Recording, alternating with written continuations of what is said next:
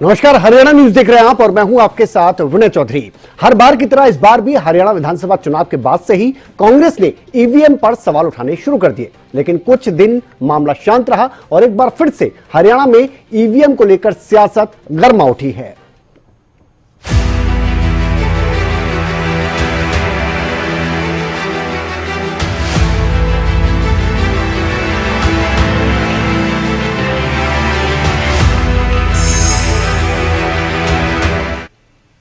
तो हरियाणा विधानसभा चुनाव में ईवीएम हैक को लेकर जो आरोप लग रहे थे, अब ये आरोप पंजाब हरियाणा हाईकोर्ट तक पहुंच चुके हैं। कांग्रेस के प्रदेश अध्यक्ष उदय भान ने दावा किया कि चुनाव में 14 विधानसभा सीटों पर धांधली की गई, जिसके लिए पार्टी के पास पर्याप्त सबूत भी है। कांग्रेस की हार, ईवीएम जिम्मेदार। हरियाणा कांग्रेस का बड़ा आरोप, 14 विधानसभा सीटों पर की गई धांधली।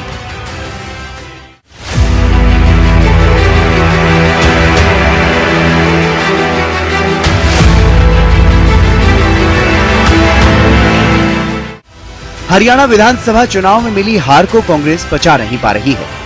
नतीजों के समय से ही कांग्रेस ने हार के लिए ईवीएम को जिम्मेदार ठहराना शुरू कर दिया था, जो अब तक जारी है।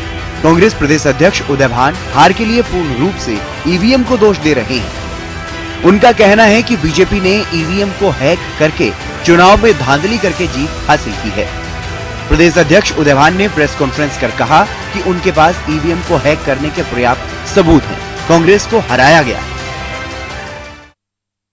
8 बजे से काउंटिंग होनी थी। 7:30 बजे हमारे प्रभारी श्री दीपक बाबरिया जी, जो हमारे एआईसीसी के जनरल सेक्रेटरी और सीडब्ल्यूसी के मेंबर भी हैं, उनके पास में मैसेज आता है, मैं पढ़ के आपको सुना रहा हूँ। Today's election result will be like this: BJP 46 to 49, INC 36 to 38, INLD 2 to 3, others 3 to 4.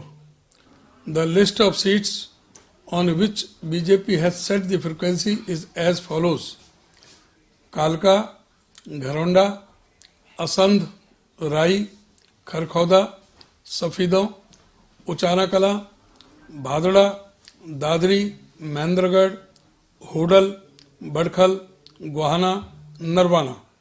These are the seats on which BJP will cheat with high frequency. Hence, you will not win even a single seat out of these seats.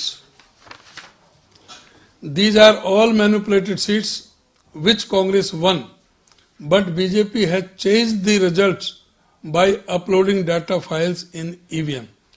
Therefore, there may be 2 to 3 seats different from the numbers given by me, but the result will be same as I have given the figures above. 7:30 AM, 8 October. I guarantee 100% that the result will be like this. You will lose the victory and no one will know how BJP won. You know this and I know how it won. 7:35 AM, counting से 25 minute पहले। आज आपको पता चल जाएगा evening को कि मैं हवा में बात नहीं करता। 7:39 AM, ये तीनों मैसेज काउंटिंग स्टार्ट होने से पहले के हैं। और नेक्स्ट मैसेज उनका नेक्स्ट डे 9 अक्टूबर को आया 11:44 पे। There were 14 more seats which you won but lost.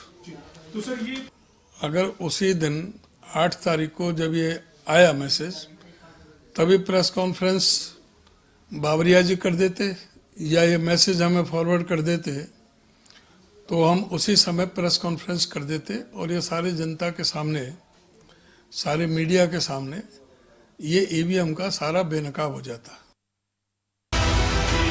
इतना ही नहीं, उदय भान का ये भी कहना है कि अब की बार प्रदेश में कांग्रेस की सरकार बनना निश्चित था। उन्होंने कहा कि बीजेपी केवल धोखाधड़ी करके जीत हासिल कर सकती है। महाराष्ट्र चुनाव में वोटिंग से एक दिन पहले बीजेपी का चेहरा बेनकाब हो चुका है। बीजेपी चुनाव जीतने के लिए हर तरह के हथकंडे अपनाती है।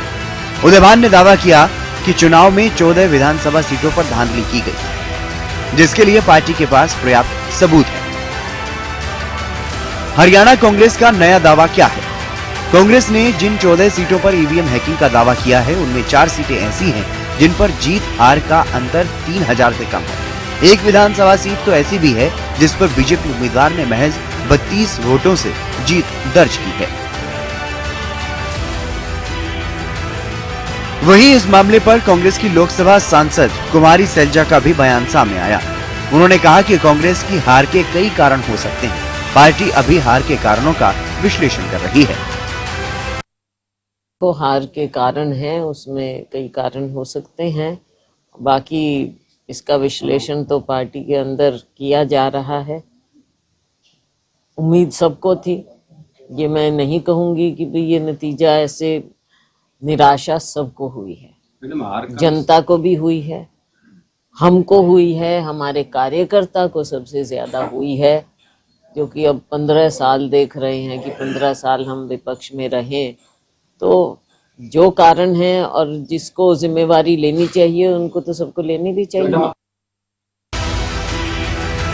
चलिए आपको अब ये भी बताते हैं कि हरियाणा कांग्रेस ने ईवीएम को लेकर कौन कौन से बड़े आरोप लगाए हैं।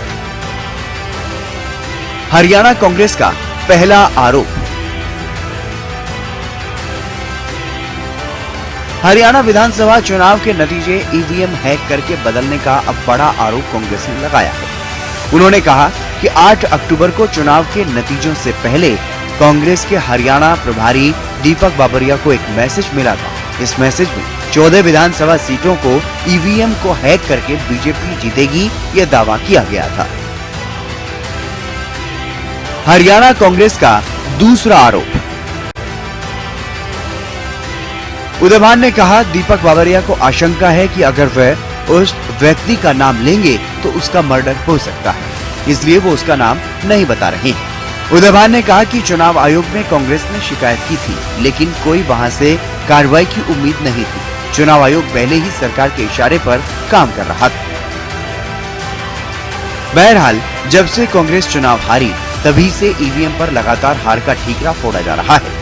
अब कांग्रेस ईवीएम हैक करने के मामले को लेकर हाईकोर्ट जाने की तैयारी कर रही है।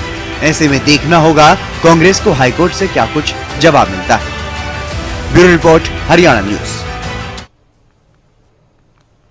तो जहां कांग्रेस प्रदेश अध्यक्ष उदयभान ने विधानसभा चुनाव हार के लिए पूर्ण रूप से ईवीएम को दोष दिया और साथ ही बीजेपी पर चुनाव में धांधली के आरोप लगाए, अब इस पर बीजेपी प्रदेश अध्यक्ष मोहनलाल बड़ौली ने पलटवार किया है। बीजेपी ने इस पर क्या कुछ जवाब दिए हैं, इस रिपोर्ट के जरिए आपको दिखाते हैं।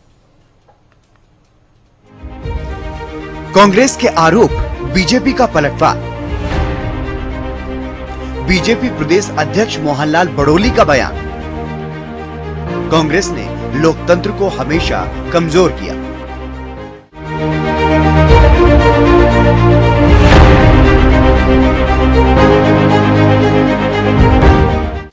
हरियाणा में जब से तीसरी बार बीजेपी सत्ता में आई है, तभी से कांग्रेस लगातार बीजेपी पर बड़े बड़े आरोप लगा रही है। कांग्रेस ने आरोप लगाए हैं कि बीजेपी ईवीएम की कृपा से सत्ता में आई, लेकिन बीजेपी इस मुद्दे पर मुखर है और इन आरोपों को सिरे से खारिज करती हुई नजर आ रही है। अब जब कांग्रेस के प्रदेश अध्यक्ष उदयभान ने दावा किया कि चुनाव में 14 विधानसभा सीटों पर धांधली की गई है, जिसके लिए पार्टी के पास पर्याप्त सबूत है, इस पर अब बीजेपी ने जोरदार पलटवार किया है। ईवीएम हैक से जुड़े मैसेज के आरोप पर हरियाणा बीजेपी के अध्यक्ष मोहनलाल बड़ौली ने कहा कि कांग्रेस ने लोकतंत्र को हमेशा कमजोर करने का काम किया है। उन्होंने कहा कि कांग्रेस के विधायक 37 जगह जीते, लेकिन कांग्रेस ने जनता का आभार नहीं जताया। कांग्रेस बताए क्या कांग्रेस जिन 37 जगह जीती, उन जगहों पर ईवीएम ठीक थी? इतना ही नहीं, उन्होंने ये भी कहा कि कांग्रेस ने सबसे पहले चुनाव आयोग पर आरोप लगाए, फिर ईवीएम में गड़बड़ी के आरोप लगाए।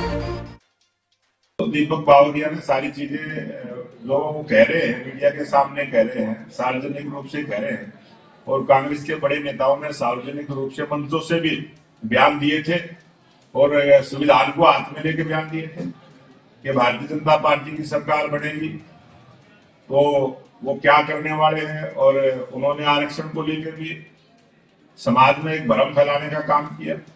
कि भारतीय जनता पार्टी की सरकार आएगी तो आरक्षण के बारे में भी उन्होंने झूठी बयानबाजी की।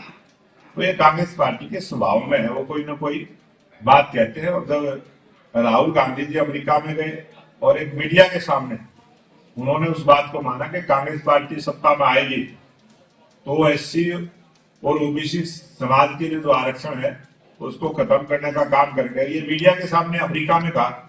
और आज तक उस बात का वो खंडन नहीं कर पाए, आज तक वो बता नहीं पाए ये बात उन्होंने वहां क्यों बोली थी। तो कांग्रेस पार्टी के लोग क्या बयानबाजी करते हैं, फिर उस पर खरा भी नहीं उतरते हैं।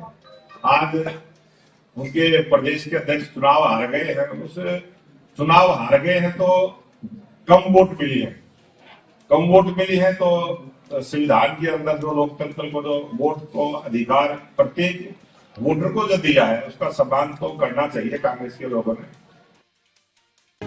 कांग्रेस प्रदेश अध्यक्ष उदय भान के गंभीर आरोपों पर बीजेपी की ओर से लगातार पलटवार सामने आ रहा है। इस बीच कैबिनेट मंत्री कृष्णलाल पंवार ने भी कांग्रेस और उदय भान को आड़े हाथों लिया।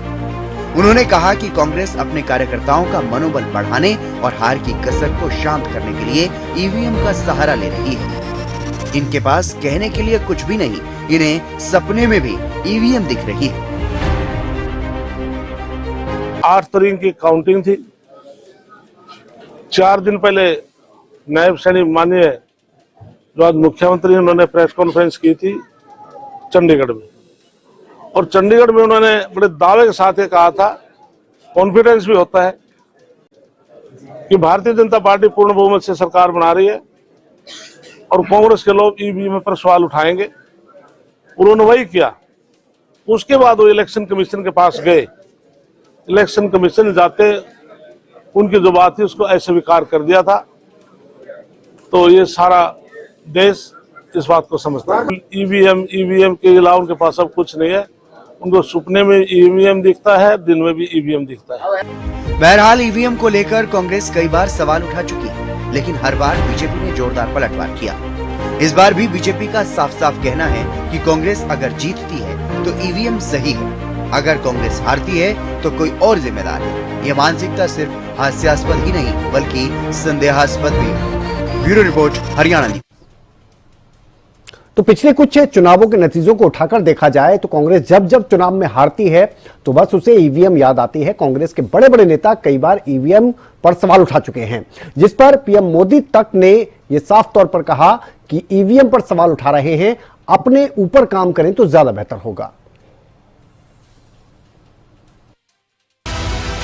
कांग्रेस की हार ईवीएम पर रार। ईवीएम का जिन, सियासत भिन्न भिन्न। कांग्रेस की हार तो ईवीएम जिम्मेदार क्यों?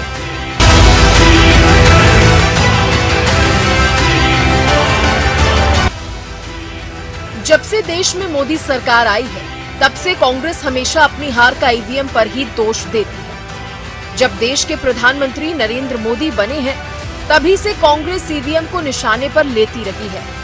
हाल ही में राहुल गांधी ने ईवीएम को ब्लैक बॉक्स बताया था और ये भी कहा था कि कोई इसकी जांच नहीं कर सकता है। इतना ही नहीं, इससे पहले भी राजनीतिक रैलियों में राहुल खुले मंच से ईवीएम में गड़बड़ी का आरोप पीएम मोदी पर लगाते नजर आ चुके हैं। उसका नाम ईवीएम नहीं है, उसका नाम एमवीएम है, मतलब मोदी वोटिंग मशीन। वो ई ऐसे ही लिखा हुआ है उसमें, वो एमवीएम है, मोदी वोटिंग मशीन। कांग्रेस सांसद राहुल गांधी हमेशा ईवीएम को लेकर बोलते रहते हैं, जिस पर बीजेपी की तरफ से भी जोरदार पलटवार सामने आता है। जब जब राहुल गांधी ने सवाल उठाए तब तब खुद पीएम मोदी भी उन पर सियासी कटाक्ष करते नजर आए। हाल ही में जब पीएम मोदी तीसरी बार सत्ता में आए तो उन्होंने दोनों सदनों को संबोधित किया, जहां पर पीएम मोदी ने कांग्रेस पर निशाना साधते हुए कहा था कि उन्हें तो लगता था कि इस बार ये लोग ईवीएम की अर्थी का जुलूस नहीं निकालेंगे। 4 जून की शाम आते आते विपक्ष के नेताओं के मुंह पर ताले लग गए। ईवीएम ने सभी विपक्षी नेताओं को चुप करा दिया।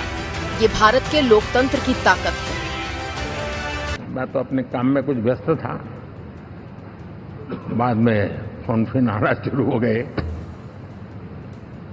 तो मैंने किसी को पूछा, यार ये तो ठीक है आंकड़े वांकड़े, तो मुझे ये बताओ कि ईवीएम जिंदा है कि मर गया?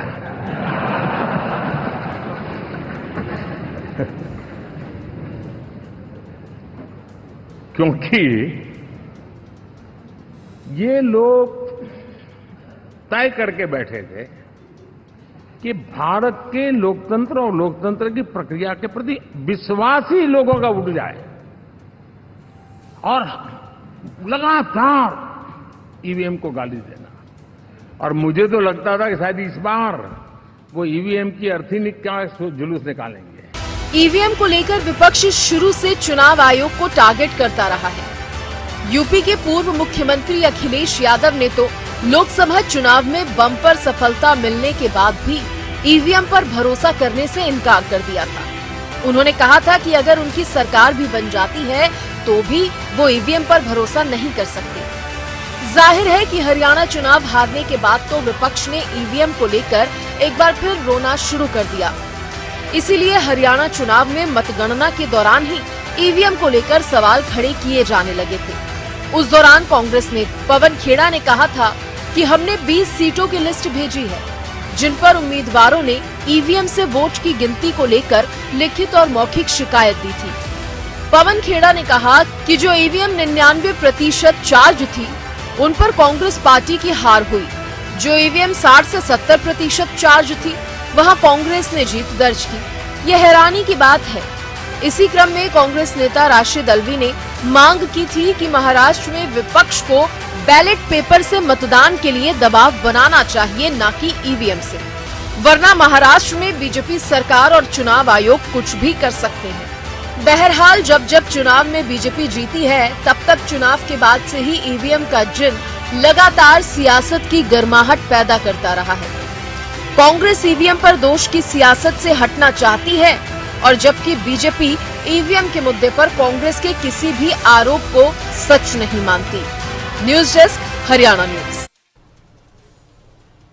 तो ये ईवीएम पर आरोपों का सिलसिला कहां से शुरू हुआ, ये ईवीएम का जिन बार बार बोतल से बाहर कैसे निकल आता है, यह हमने आपको दिखाया। लेकिन सवाल यह है कि जब आप ईवीएम पर सवाल उठाएंगे, उसमें गड़बड़ी के आरोप लगाएंगे, तो जाएंगे किसके पास? आप जाएंगे चुनाव आयोग के पास, और चुनाव आयोग से भी आपको संतुष्टि नहीं मिलेगी तो आप कोर्ट का रुख करेंगे। तो सुप्रीम कोर्ट तक का भी रुख किया जा चुका है। इन दोनों ही तरफ से, चुनाव आयोग की तरफ से और सुप्रीम कोर्ट की तरफ से, इस ईवीएम पर जो उठ रहे हैं सवाल, उनको लेकर क्या कुछ कहा गया है, इस रिपोर्ट के जरिए आपको दिखाते हैं।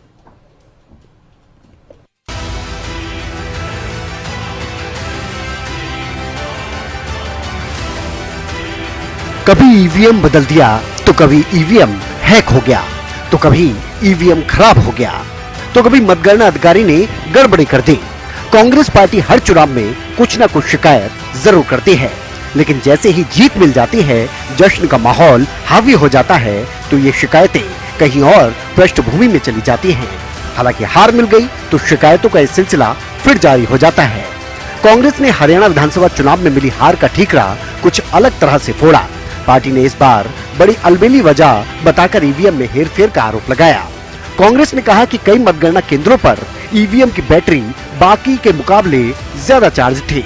पार्टी ने दावा किया कि जहां ईवीएम की बैटरी ज्यादा चार्ज थी, वहीं पर उन्हें हार का सामना करना पड़ा। पार्टी ने इसकी आधिकारिक शिकायत चुनाव आयोग से की, जिसका जवाब मुख्य चुनाव आयुक्त राजीव कुमार ने कुछ इस तरह से दिया। 6 महीने, लगभग 5-6 महीने फर्स्ट एफएलसी शुरू होती है ईवीएम की। मैं 2 बात बता रहा हूं, बस मोटी सी 2 बात, बाकी सब आपको मालूम है। वो टेम्पर नहीं हो सकती, उसमें कोई कनेक्शन नहीं हो सकता। अभी लोग पूछते हैं, जब पेजर से उड़ा देते हैं तो ईवीएम को कैसे हैक नहीं कर सकते, ये भी पूछते हैं। जब कोई किसी कंट्री में पेजर से उड़ा दिया तो ईवीएम हैक हो जाएगी। अरे भाई, पेजर कनेक्टेड होता है, ईवीएम कनेक्टेड नहीं होती। पहले आया था, पहले और बहुत सारी चीजें आई थी कि वो हैक हो सकती है, उसका वोट इधर डाला तो इधर जा सकता है, कुछ हो सकता है। ये पहली बार आया। अब हम ये भी सोच रहे हैं कि इससे अगला क्या आएगा, हम नहीं समझ पा रहे इससे अगला क्या आएगा, बट लगता है अगला भी कुछ आएगा, रुकेगा नहीं। मतलब कितनी बार। एनीवे, कमीशनिंग बहुत जरूरी है समझना। वोटिंग से करीब 5 या 6 दिन पहले कमीशनिंग होती है। 5-6 दिन पहले उस दिन मशीन में सिंबल पड़ते हैं।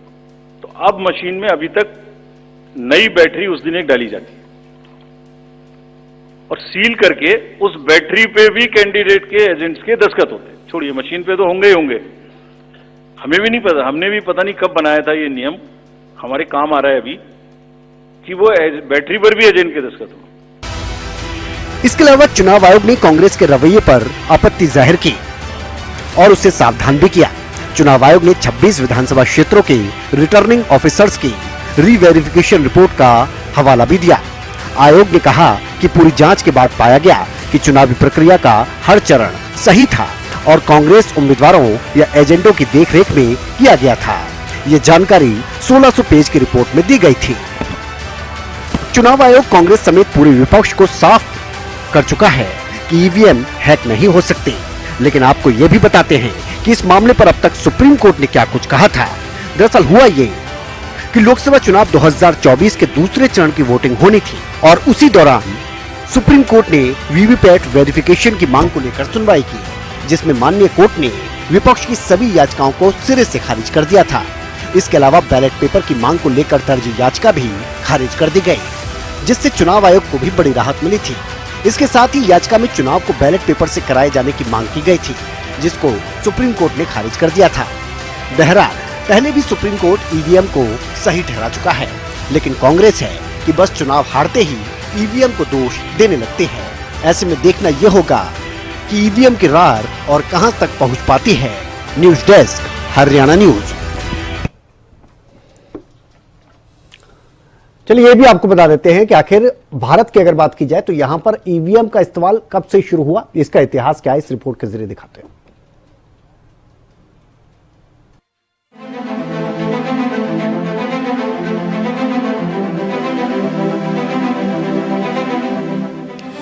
क्या ईवीएम हैक हो सकती है? ये बड़ा सवाल है। अभी हाल ही में दुनिया में तकनीकी आधारित कई उद्योगियों मालिक एलन मस्क का कहना है कि ईवीएम हैक हो सकती है। उसके बाद इसे लेकर चर्चाएं शुरू हो गई थी। चुनाव से ठीक पहले इससे जुड़ा मामला सुप्रीम कोर्ट में भी गया था। तब चुनाव आयोग ने तकनीक आधार पर ये साबित करने की कोशिश की थी कि इस मशीन में हैकिंग का सवाल ही नहीं उठता। सवाल जवाब के तौर पर इस पूरे मामले और ईवीएम के बारे में सब कुछ जानते हैं। बैलेट बॉक्स सेफ है या ईवीएम? ईवीएम से पहले हमारे देश में बैलेट बॉक्स से चुनाव होते थे। बैलेट बॉक्स में वोटर कागज पर थप्पा लगाकर उम्मीदवारों को वोट करते थे। फिर सारे बैलेट पेपर्स को एक जगह पर रखकर गिनती की जाती थी। गिनती के बाद नतीजे बताए जाते थे और ये पूरी प्रक्रिया मैनुअल थी। इसमें अच्छा खासा वक्त लगता था। कई बार सारे नतीजे आने में 2 से 3 दिन लग जाते थे। उसके बाद ईवीएम आई। ईवीएम में सारा काम तुरंत होने लगा। बहुत पुराना है ईवीएम का इतिहास। ईवीएम का इतिहास पहली बार 1974 में अमेरिका के कैलिफोर्निया में स्थानीय चुनाव में इसका प्रयोग हुआ। इसके बाद एक बेहतर इलेक्ट्रॉनिक वोटिंग मशीन का प्रयोग इलिनॉइस शिकागो में हुआ। 1975 में अमेरिकी सरकार ने इस मशीनों को लेकर एक रिपोर्ट तैयार करने के लिए एक अधिकारी नियुक्त किया। भारत में 1982 में पहली बार हुआ उपयोग। देश में 1982 में आई ईवीएम। भारत में केरल के एक उपचुनाव में पहली बार 1982 में ऐसी मशीन का इस्तेमाल किया गया, लेकिन कोर्ट ने इन मशीनों के इस्तेमाल को खारिज कर दिया। 1991 में बेल्जियम पहला देश था जहां इलेक्ट्रॉनिक वोटिंग मशीनों का इस्तेमाल चुनाव में हुआ, लेकिन सही मायनों में वहां भी इसका पूरा इस्तेमाल 1999 से शुरू हुआ। भारत में 1982 में पहली बार इस्तेमाल के बाद 2003 के चुनावों में इसका व्यापक प्रयोग किया गया। बहरहाल ईवीएम का इतिहास काफी पुराना है और देश में 80 के दशक से इस्तेमाल शुरू हुआ था और तब से लेकर अब तक देश के चुनावों में ईवीएम का इस्तेमाल हो रहा है। लेकिन विपक्ष हार के बाद हमेशा ईवीएम पर दोष मढ़ता आया है। Special desk, Haryana news. तो ईवीएम का इतिहास क्या है यह हमने आपको बताया। ईवीएम को लेकर चुनाव आयोग का क्या कहना है, सुप्रीम कोर्ट का क्या कहना है, यह हमने आपको दिखाया।